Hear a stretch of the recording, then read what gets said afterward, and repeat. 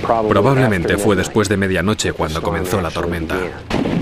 La violenta tormenta que puso fin a todas las tormentas.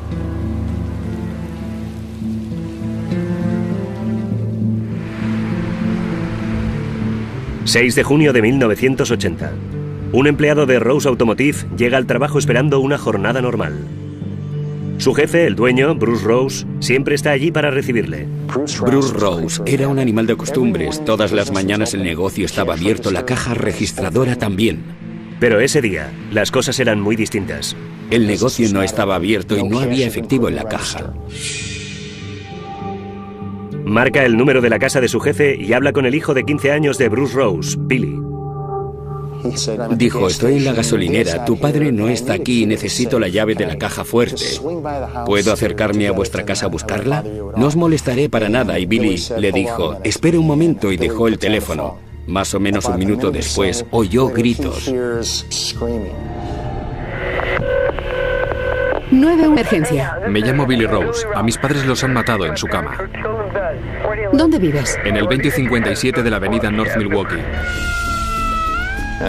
Aproximadamente a las 9 de aquella mañana recibí un aviso y se me dijo que me necesitaban inmediatamente en la zona de Libertyville. Los investigadores acuden rápidamente al escenario, una extensa propiedad ecuestre en el barrio más exclusivo de la población. Era una casa bastante distinguida. Al entrar en la calzada de acceso, naturalmente en el escenario había ya varios coches patrulla de la policía, junto con varias brigadas de inspectores. Billy Rose, su hermana de 16 años Robin y su hermano Kurt de 19 están sentados sobre el césped, perplejos, mientras los inspectores se dirigen a la casa.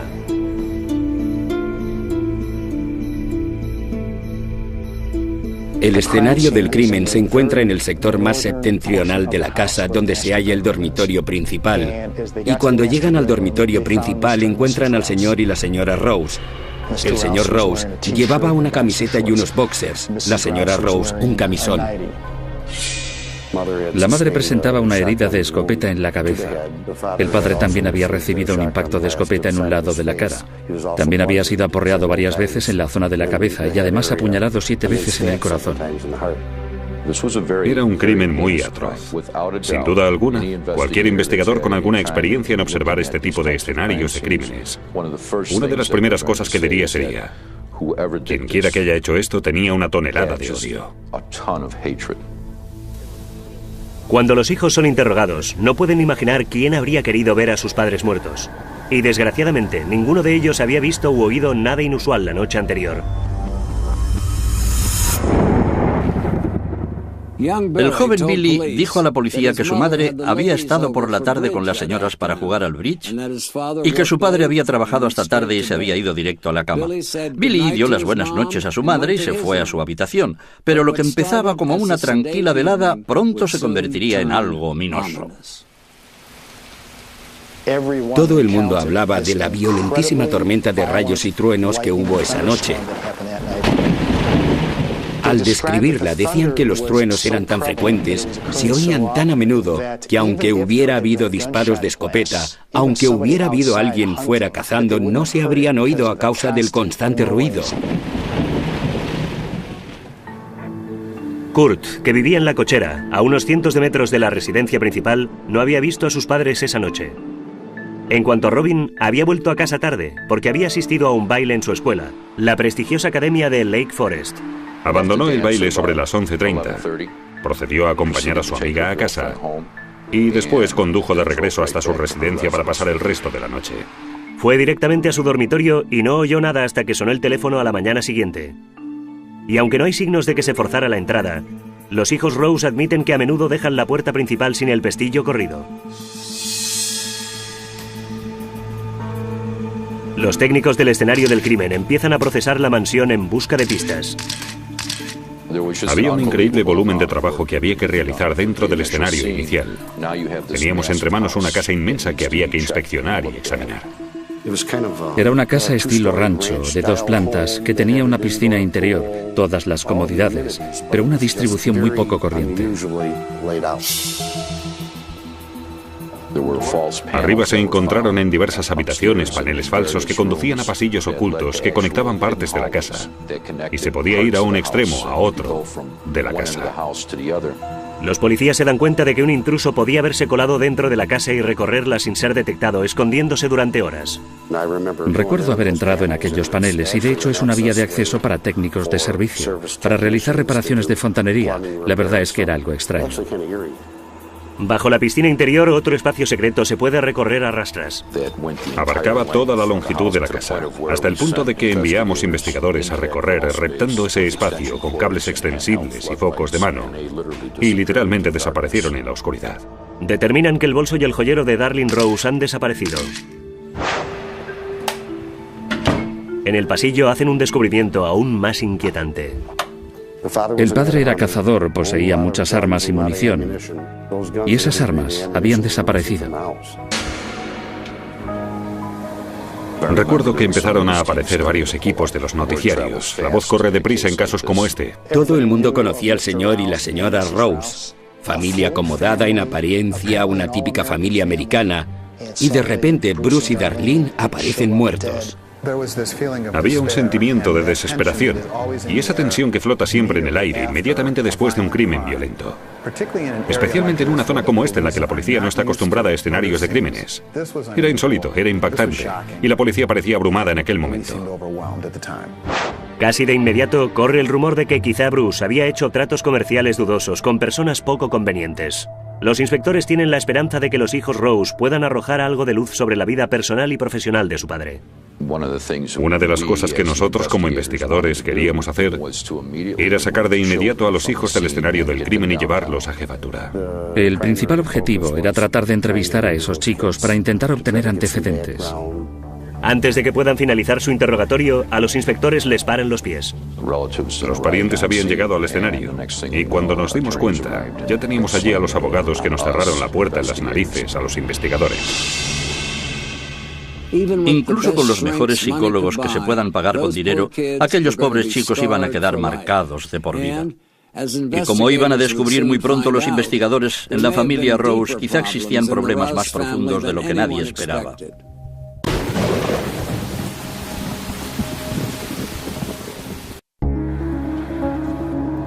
El forense del condado de Lake ha precintado esta casa y la cabaña que hay detrás. La policía del sheriff del condado de Lake va a inspeccionar a conciencia las casi 3 hectáreas de esta propiedad.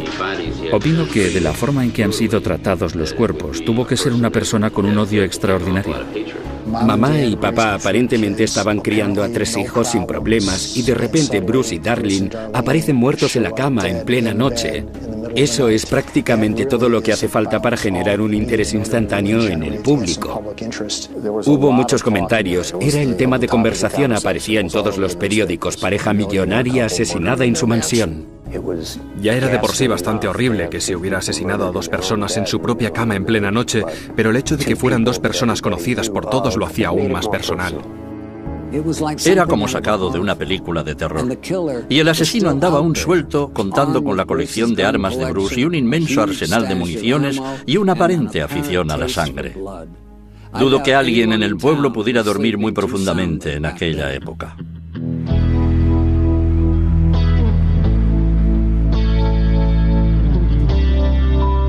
Libertyville, Illinois, es muy pequeño, todo el mundo se conoce.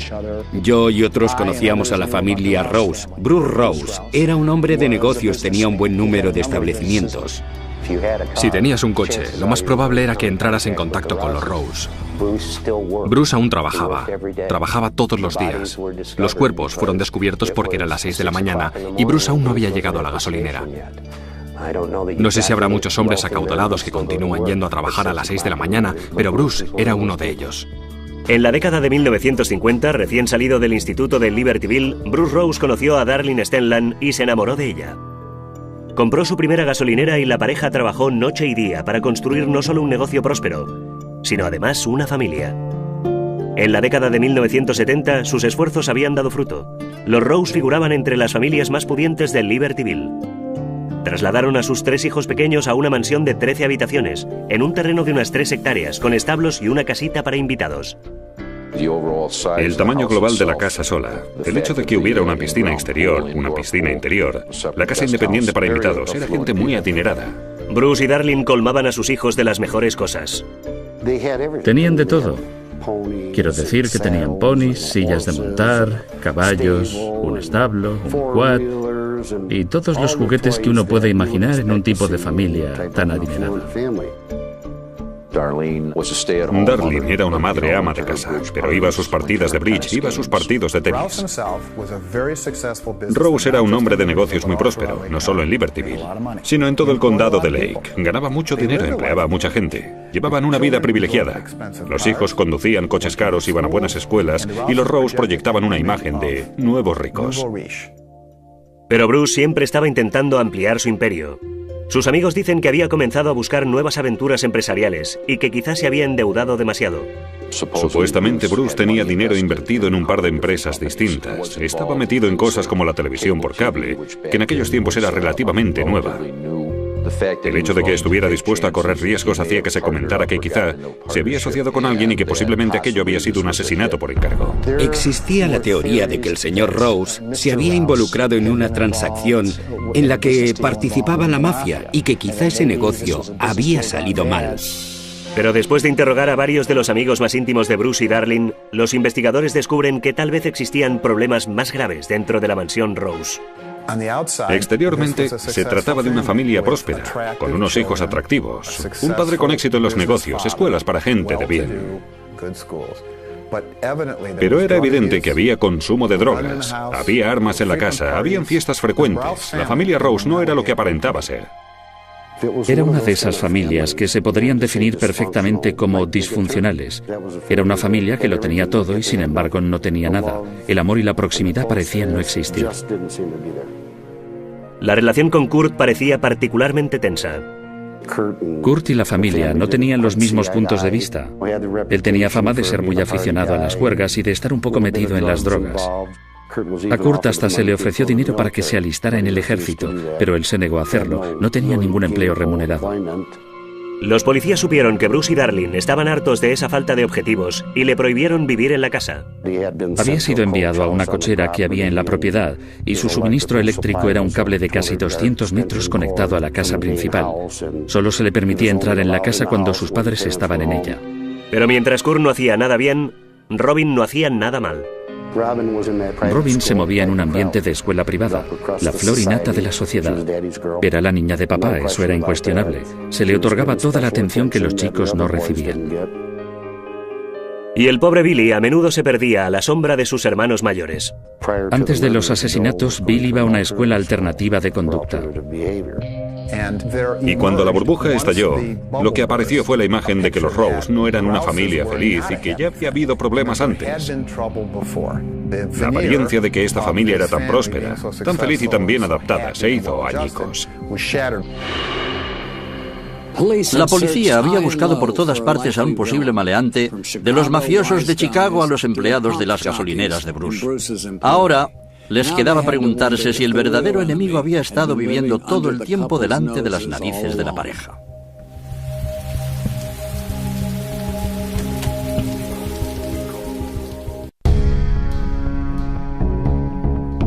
En los días posteriores a la matanza a disparos de escopeta de Bruce y Darlene Rose, su mansión sigue envuelta en la cinta que marca el escenario del crimen y en el misterio. Y los asesinatos por resolver continúan obsesionando a esta pintoresca población. Libertyville no era en realidad la clase de lugar en el que se cometen crímenes violentos. Para empezar, esa era la razón de que la gente se mudara aquí. Era una comunidad que no quería que su imagen fuera la de Libertyville, el pueblo de los asesinatos Rose. Al no tener respuestas, al público le queda la especulación. Es el tipo de cosa que cabe esperar que ocurra en una población relativamente pequeña, donde se produce un crimen horrible y no hay nadie en la cárcel. La gente decide por su cuenta qué fue lo ocurrido. ¿Fue un robo que se frustró? ¿Un asesinato por encargo? ¿U otra cosa? Cuando los rumores de disensión familiar se propagan rápidamente, los opulentos hijos Rose empiezan a pasar de víctimas a sospechosos. La comunidad estaba muy alarmada. Por un lado, no soportaban la idea de que por la población corriera un asesino suelto, y por otro, quizá uno de esos chicos podía ser el responsable de los asesinatos. No hubo allanamiento. Había habido una tormenta eléctrica. La pareja fue asesinada a disparos de escopeta en su cama, aparentemente en plena noche mientras dormía. Aparte de ellos, las únicas personas que estuvieron en o alrededor del escenario del crimen en ese periodo de tiempo fueron sus hijos adolescentes. Los inspectores empiezan a monitorizar a distancia a los hijos. Están viviendo con parientes en el pueblo y su comportamiento empieza a disparar señales de alarma. Lo primero que me llamó la atención fue que no había aflicción. No había lágrimas. Nadie parecía estar muy afectado. Se les hablaba de forma totalmente normal y ellos respondían a las preguntas de forma también normal. Después nos enteramos de que uno de los chicos había preguntado: ¿no voy a poder ir al baile de graduación esta noche? Pero la insensibilidad no convierte a uno en asesino. Y al carecer de pruebas físicas que apunte a la identidad del asesino, la policía no puede hacer más que observar cómo Kurt, Robin y Billy cobran su herencia de $1 millón. Como resultado del acuerdo sobre la propiedad, tienen dinero de sobras para hacer prácticamente lo que les apetezca. Básicamente la asignación de Billy era de $1.500 al mes. Vimos que Robin acababa con un reluciente coche deportivo nuevo, así que corrían buenos tiempos. Las sospechas crecen ahora que la gente ve a los huérfanos dándose la gran vida a costa del dinero de sus padres muertos, pero un ejército de abogados y parientes vela para que la policía no pueda tener acceso a ellos. Ya desde el mismo principio jamás hubo un diálogo significativo entre la policía y los niños. No tenían nada que lo atara todo. No tenían las entrevistas con los niños que necesitaban para enlazar todos los puntos.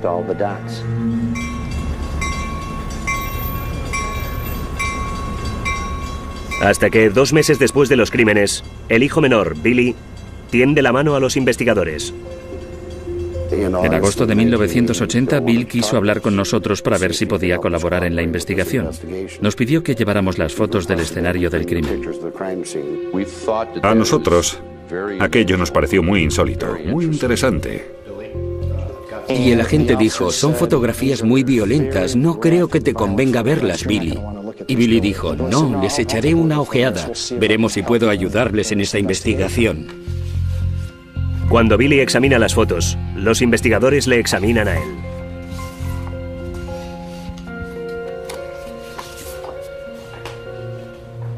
Al irlas pasando, siempre que aparecía una foto de su madre o su padre, Billy paraba y fijaba la mirada en la fotografía. La miraba fijamente, no se reía, no lloraba, no sollozaba, simplemente fijaba la mirada. Miraba fijamente la fotografía.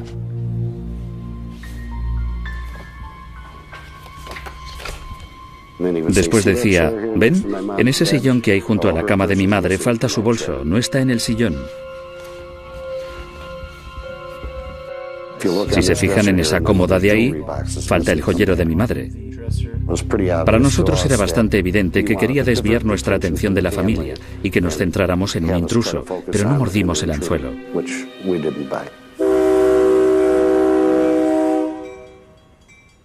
Pasan otros 2 meses sin pistas nuevas en el caso, hasta que un secreto oculto sale a la superficie. Un topógrafo iba caminando junto al río de Plen en la avenida Milwaukee, con la carretera 60. Alargó el brazo y sacó del río lo que pareció era un tubo, y resultó que era una escopeta del calibre 16. Continuó avanzando unos 4,5 metros más al sur y se tropezó con una bolsa. Vio que en ella había un bolso. Del bolso sacó un billetero. Abrió el billetero y con el dedo pulgar limpió el plástico para poder ver lo que había detrás de la ventanilla plastificada y vio un permiso de conducir. Era el permiso de conducir de Darlene Rose. Los inspectores acuden de inmediato a la orilla del río con un equipo de buceo. Recuperamos probablemente unas 11 armas de fuego, el bolso de la madre con el permiso de conducir, las tarjetas de crédito y la documentación dentro. El joyero con las diversas joyas que contenía. Recopilamos gran cantidad de pruebas físicas sacadas de ese río, que después pudimos comprobar que procedían del hogar de los Rose. Es un importante avance en el caso. Si en esa casa hubiera entrado un ladrón, no habría arrojado las joyas al río. Habrían ido a parar a alguna casa de empeños en alguna parte y lo mismo habría pasado con el bolso. El permiso de conducir y las tarjetas de crédito estaban allí. Nada de eso se había utilizado. De repente, la versión de Billy no tiene ningún sentido. Billy quería llevar a la policía a creer que los asesinatos pudieron ocurrir durante un robo con allanamiento que se torció, pero el hallazgo en las aguas del río Des Plaines desbarató totalmente esa teoría. Quedaba bastante claro que el joven Billy estaba encubriendo a alguien. ¿Pero a quién? Mientras la gente de Libertyville quizá dormía un poco más tranquila, un asesino aún andaba suelto. Y la policía empezaba a pensar que este vivía a escasos metros de distancia.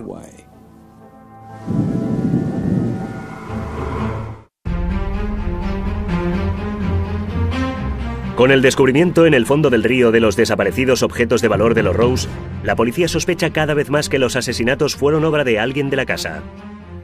La atención se centró sobre todo en Kurt Rose. Kurt era un hippie, llevaba el pelo largo, barba, vivía en el antiguo alojamiento para los criados, le gustaba mucho la música. La gente supuso que Kurt había sido el que había asesinado a sus padres.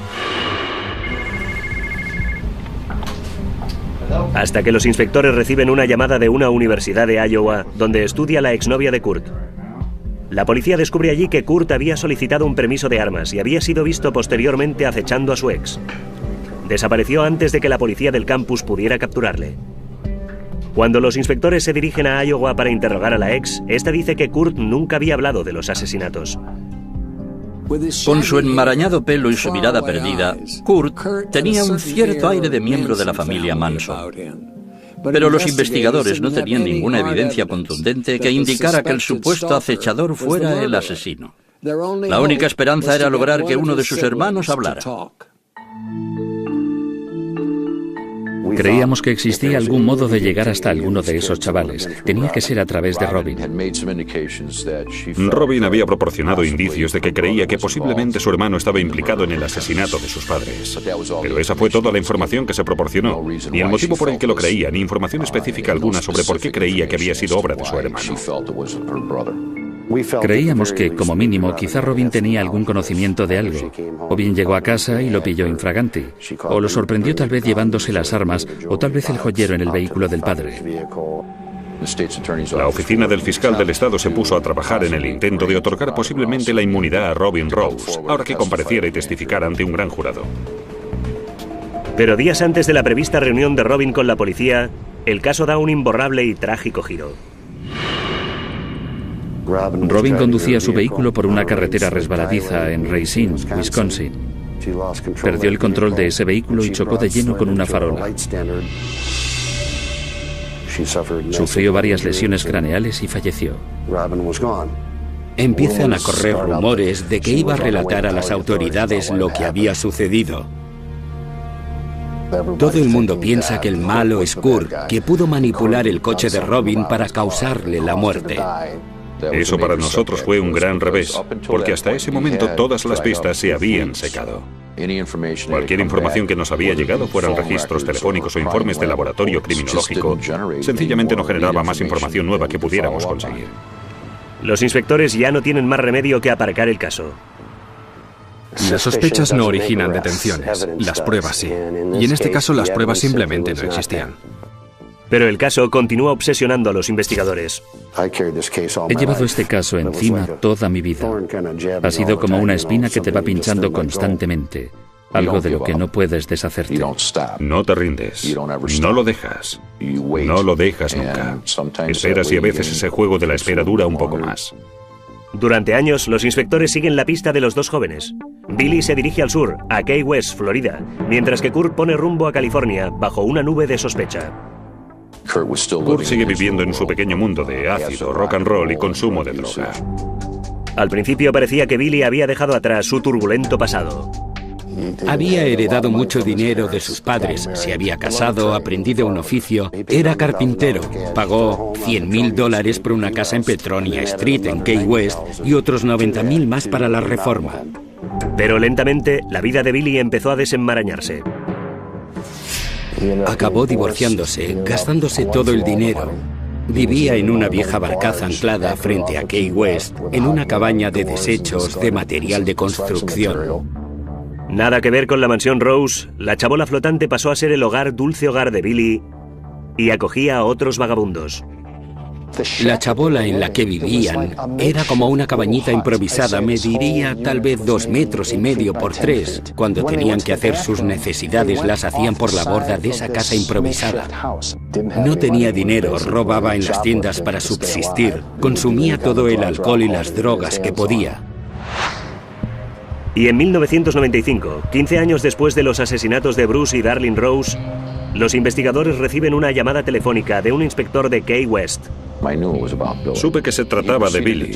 Procedió a relatarme que Billy había sido arrestado como cómplice en el atraco a un banco.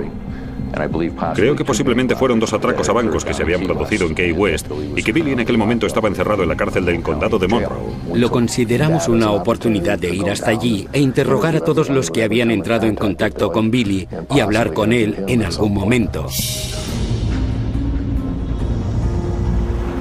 Al ir a Key West teníamos la esperanza de que en alguna noche de borrachera o durante algún momento de debilidad Billy hubiera dicho algo, lo que fuera, a alguien. Los cargos por robo de Billy podían proporcionarles la ventaja que necesitaban para obtener por fin respuestas sobre lo que había sucedido aquella tormentosa noche. Cuando le vimos por primera vez, resultaba evidente que era una persona muy atormentada. Su mirada estaba vacía, era como mirar a un agujero en la pared. Esencialmente habló de la vida familiar. Habló de la muerte de sus padres. Cada vez que Billy empezaba a hablar de su madre, era como encender un interruptor de la luz. Me resulta increíble, después de todo el tiempo que había pasado, el odio que salía de él cuando yo mencionaba a su madre. Era como 2 personas distintas. Cambiaba así. Prácticamente vi regresar a sus ojos la misma mirada que vi la primera vez que los observé en 1980. Era absolutamente extraordinario. Llegamos a un punto en el que Billy dijo, es que tengo un vacío, un agujero negro en mi mente, en lo que respecta a esa noche. Y dice, no estoy diciendo que no lo hiciera, sencillamente no consigo recordar lo que sucedió esa noche.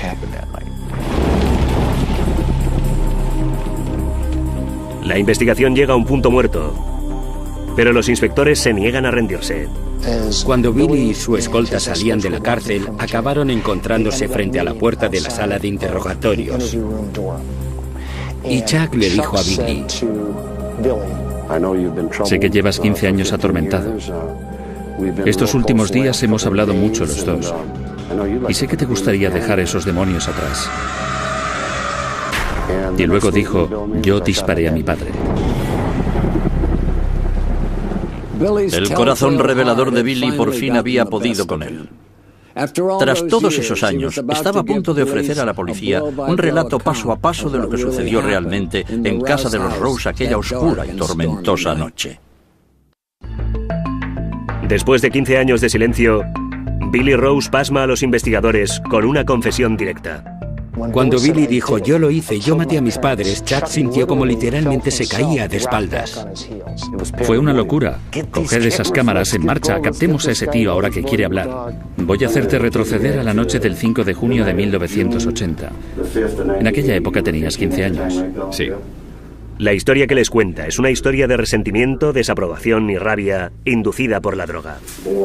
Entré en el cuarto de baño, que estaba justo enfrente de la puerta trasera, y al salir allí estaba mi madre. Me miró y me dijo, veo que has vuelto a fumar hierba. Y yo le dije, no he fumado hierba. Entonces se acercó a mí y olió como a licor y me dijo, sí, no te preocupes, vas a ir directamente a la escuela militar.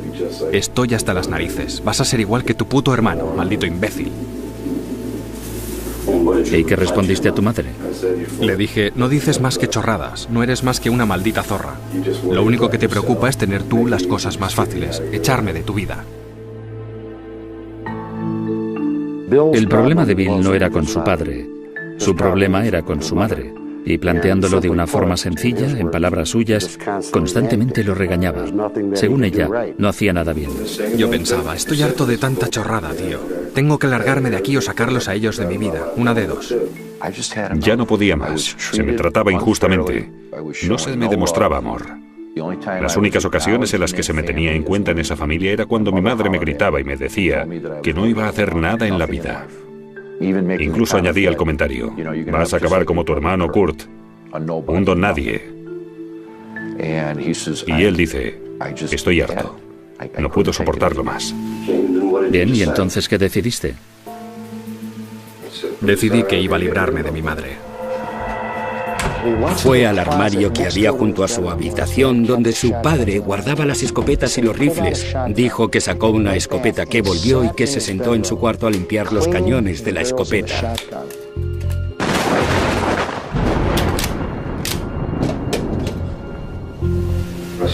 Entonces empecé a jugar con la escopeta del 22. No sé por qué me pareció una arma antigua y bonita. Volví a coger la del 16 y me puse a deambular por la casa. Decidí, si voy a hacerlo, voy a hacerlo. Me quedé allí sentado durante unos 10 minutos mirándoles. ¿Qué pasó entonces por tu mente? Eres un desastre. Probablemente que debía hacerlo. ¿Cómo querías matar a tu madre? Antes has dicho que en realidad no querías matar a tu padre. No quería hacerlo. Por eso cogí primero el cuchillo. ¿Pensaste que quizás sería más silencioso y que quizá tu padre no se despertaría? Sí. ¿Y después qué dijiste? ¿Creíste que además sería demasiado lento? Sí. Ven, adelante. ¿Qué hiciste después? Entré en la habitación. Cogí la escopeta del 16 y le apunté a la cabeza. No recuerdo haberlo apretado, pero el gatillo se disparó. Bien, ¿y después? Mi padre se incorporó muy rápido.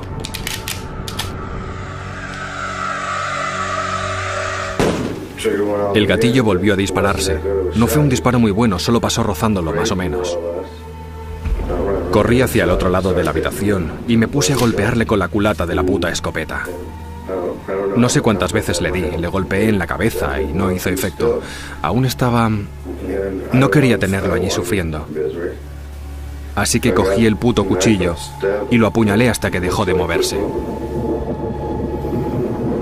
Entonces Bill se vio en una encrucijada. ¿Por qué he hecho esto? ¿Qué voy a hacer y cómo voy a conseguir que parezca que yo no he estado involucrado? Cogí el joyero, me lo llevé. Lo escondí en el armario de la limpieza. Volví y revolví algunos cajones y eso.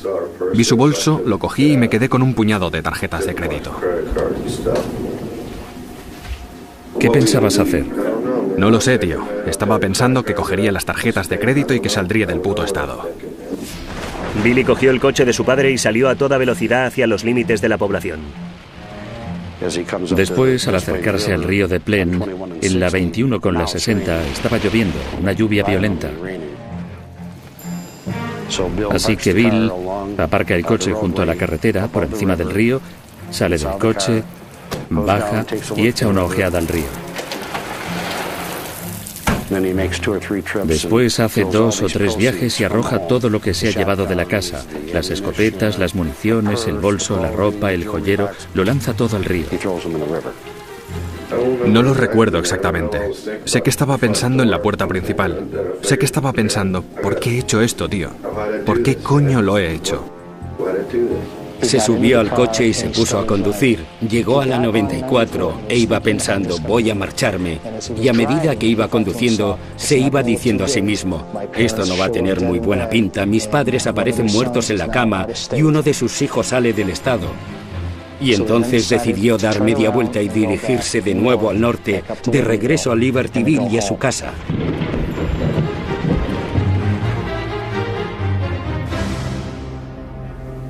¿Lamentas que tus padres estén muertos, Bill? Sí y no. No, porque la mierda que tenía que soportar entonces desapareció. Y sí, porque aquello jodió mucho a mi hermana. ¿Alguna vez durante los últimos 15 años has hablado de esto con Kurt? No. ¿Nunca ha surgido ese tema? Nunca se lo he contado a nadie. Si alguna vez hubiera contado algo a alguien del tema, Habría tenido que ser en pleno estupor etílico, aunque no es nada inusual en mí estar en estupor etílico. Esa es la única forma en la que puedo soportarlo, porque me ha estado corroyendo durante 15 años. En realidad mi vida ahora mismo me importa una mierda. Fíjense en cómo he vivido. Como resultado de su encierro de 30 días en la cárcel del condado de Monroe, se desintoxicó. No tuvo oportunidad de probar la droga ni de probar el alcohol.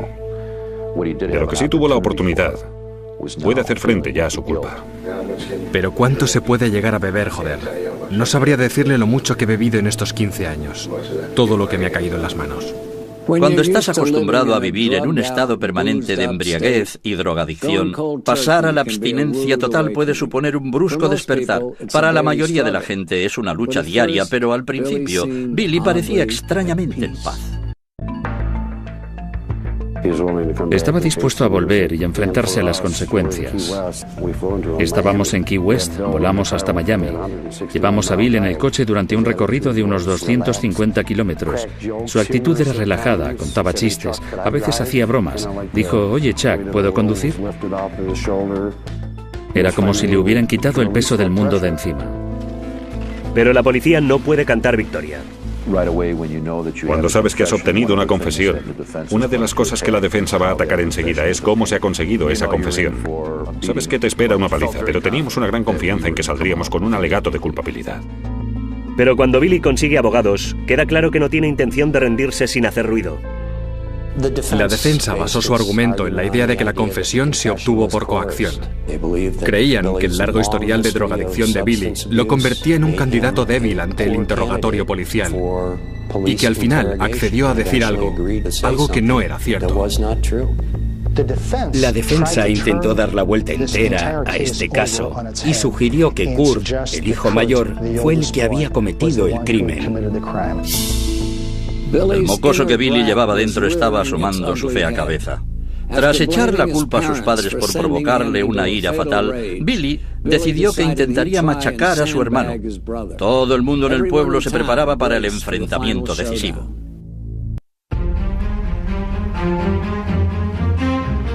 Después de tantos años de preguntas, la población de Libertyville se prepara para el capítulo final en el misterio del asesinato de los Rose. Las emociones estaban allí, y tan predominantes como si el juicio se hubiera celebrado 1 o 2 años después de los asesinatos. Nada se había resuelto aún. Bruce y Darlene Rose, millonarios de Libertyville, todo el mundo había oído hablar de ellos. Era el gran caso mediático, la gente llevaba 15 años hablando de ello. Era la historia del verano, una familia que literalmente se había destruido a sí misma. Los padres estaban muertos, la hermana muere en un accidente de coche. Los 2 miembros supervivientes de la familia acaban señalándose con el dedo mutuamente. El primer desafío de los investigadores es llevar a Kurt ante un tribunal. Al cabo de esos 15 años, Kurt vivía en San Francisco y todo el asunto le dolía mucho. Después de los crímenes en Libertyville, la gente le señalaba y susurraba, ahí va el asesino. Todo aquello le había hecho mucho daño y todavía le seguía doliendo. Por eso no quería regresar y nos decía, ya tienen su confesión, no me necesitan. Pero el Estado sabe que el testimonio de Kurt será vital. Había que responder a esas preguntas porque mucha gente se las hacía. ¿Pudo Kurt cometer los crímenes que sabía? ¿Ayudó a Billy a limpiarlo todo? El 31 de julio de 1996, el juicio por asesinato contra Billy Rose comienza en el condado de Lake, Illinois. La acusación arranca con la prueba más perjudicial, el relato que hace Billy del asesinato. Empezó desde el principio y repasó la noche entera toda la serie de acontecimientos prácticamente sin que se le tuviera que hacer preguntas. Fue muy objetivo al respecto. En esa confesión nos había facilitado muchísimos detalles. No solo cosas que corroboraban o sustentaban lo que ya sabíamos, sino detalles que él nos dio y que nosotros desconocíamos. Dejaba claro que él había sido el que había cometido el crimen. Al jurado se le permitió ver la confesión. Vieron que allí no había coacción alguna. Vieron que Bill se sentía cómodo, fumando cigarrillos, tomando café. Que la conversación era fluida, pero la prueba del pudding está en comerlo.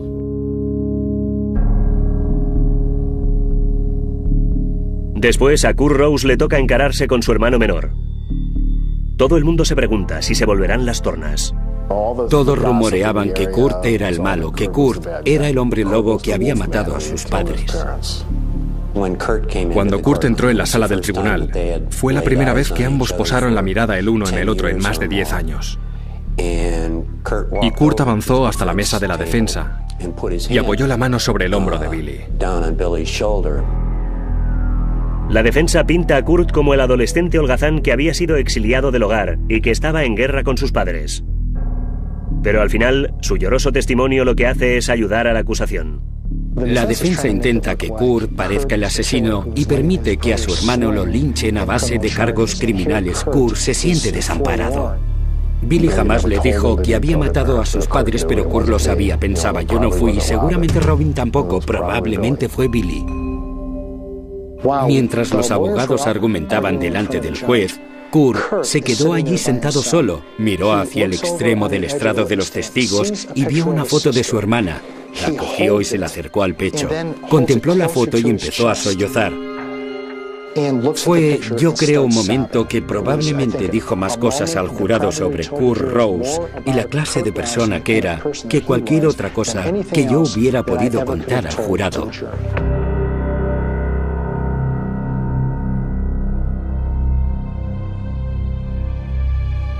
El jurado delibera durante casi 6 horas antes de emitir su veredicto. Culpable. En la mesa de su defensa, Billy permanece impasible. No hubo reacción. La gente que estaba en la sala del tribunal dijo que ni parpadeó, ni se encogió.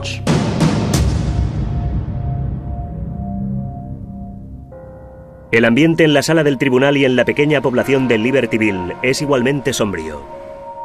No existe victoria en algo semejante, solo justicia. Y la comunidad sintió alivio porque se había terminado de una vez, y alegría porque estaba zanjado. Yo tuve que decirme a mí mismo que es triste, que es sencillamente devastador que se perdieran 2 vidas humanas. La situación de Billy era la de un niño mimado que estaba enfadado porque su madre no le dejaba llevar la vida que él quería llevar y tomó una mala decisión. A diferencia de la mayoría de homicidios familiares, los asesinatos de los Rose no estuvieron motivados por la codicia o la venganza. Fue solo el acto desesperado y perverso de un niño muy trastornado. La casa de los Rose pasó a ser conocida como la mansión del asesinato y cambió de dueño unas cuantas veces hasta que en el año 2002 quedó totalmente destruida por un incendio espontáneo. Dominic Dunne para la televisión judía.